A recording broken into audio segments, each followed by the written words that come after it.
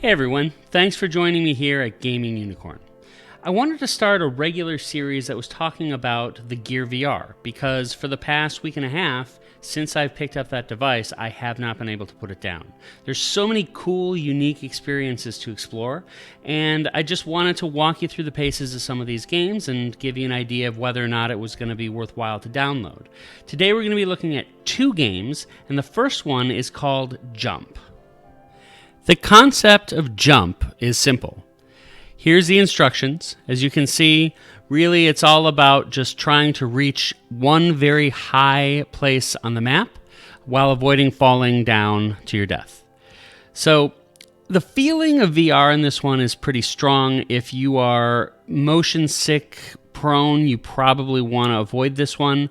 But if you've been playing VR games for a long time now and feel like you can get by without feeling any motion sickness, this really is going to be a fun one to try. Now, it is one of those titles that feels more like a tech demo than something that's a full-on game that you'd buy at the PlayStation Network store. But still, it gives just this really exhilarating sense of being able to jump with the skill of a superhero from building to building. The sense of vertigo is really strong, and so when you fall, it's kind of a scary thing, which is neat to be able to experience without actually having any damage that you might take yourself. Now, if you can look here, you'll see you got to be very careful where you're stepping. It's a little bit difficult to know where the end of a ledge is, which can be tricky, but it's really just kind of finding the best route, because one of the key pieces here is to try to do it in as few jumps as possible. Now, this is the opening stage. There are about 4 stages. We'll see if they add more, but I've just about neared the end here, and you can get, again, a pretty good sense of just how fun it can be to scale the heights of this small, detailed virtual world. And there we are. That's a beautiful skyline view.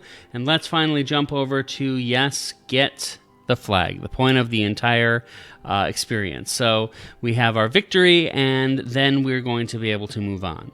So I just wanted to show you a little bit more of the game. I wanted to show you what it looked like to jump into another world. So now we're back in the hub, and we're going to jump into World 2. Let's take a look at World 2 and see what we have here. Now, you'll see when this pops up, again, rule set is the same. They're going to want to explain that to you one more time.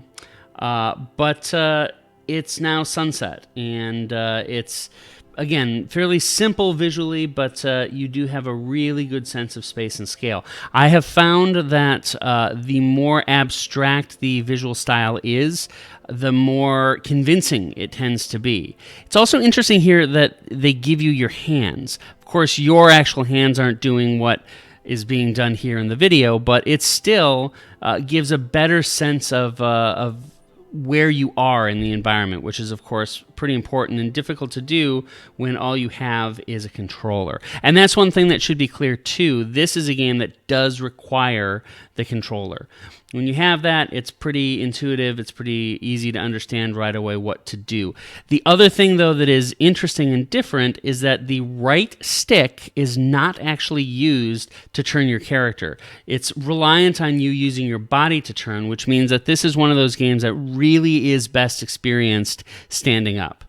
Now, again, it can feel like you're right between life and death here in so many cases.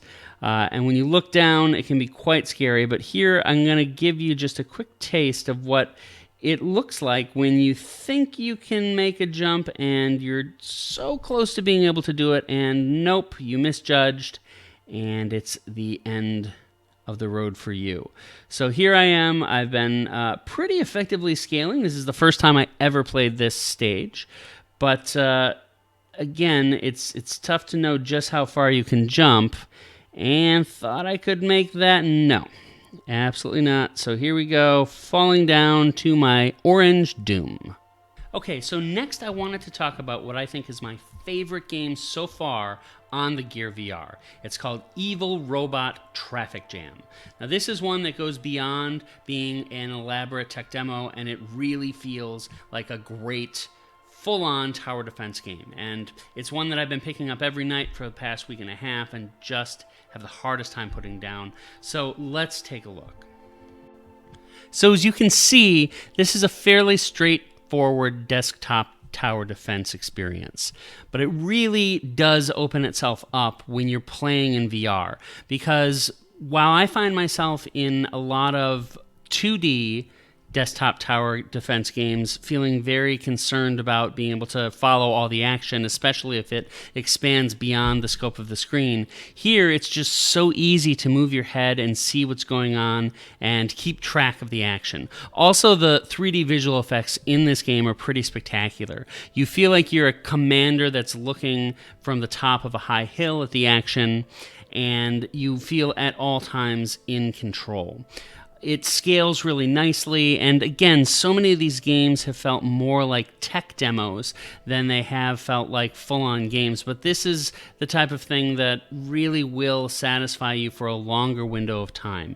Once you've beaten a stage, it's very compelling to come back and try to do it without having any enemies cross the line, and if you can do that, you get a gold medal, which ensures that you get actually more money on the next mission starting out. So there's a really strong incentive for going back and repeating and making sure that you get it perfect. Again, it's really fun to do that too. That's the sign of a great game, when you're highly encouraged to come back and try again and again. Now, what you can see here is this is kind of what a boss is like at the end of a stage. And these things are tough to take down. You really need to make sure that you've set up your weaponry so that you can knock them out before they hit the end line, and more often than not, when you're doing it for the first time, you're going to fail it. But here, I think I do have just enough energy in my reserves, there you go, to knock out the bad guy. So that completes the map.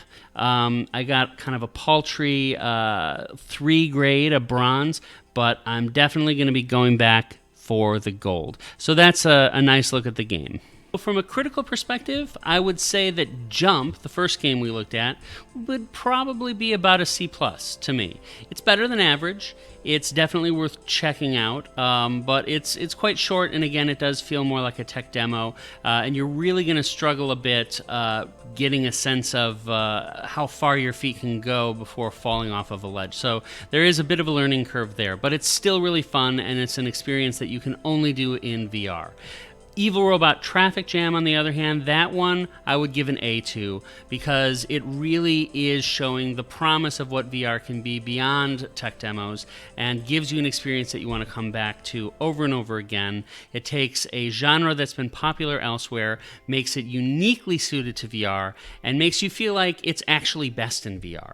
And so I can't wait to see what other developers do in that space, and I'm really excited that I have a game like that to play right now. So I hope you enjoyed this just quick rundown. We're going to try to do this every week and look at some new games as I continue to jump into and enjoy this incredible new video game experience enabled by Gear VR.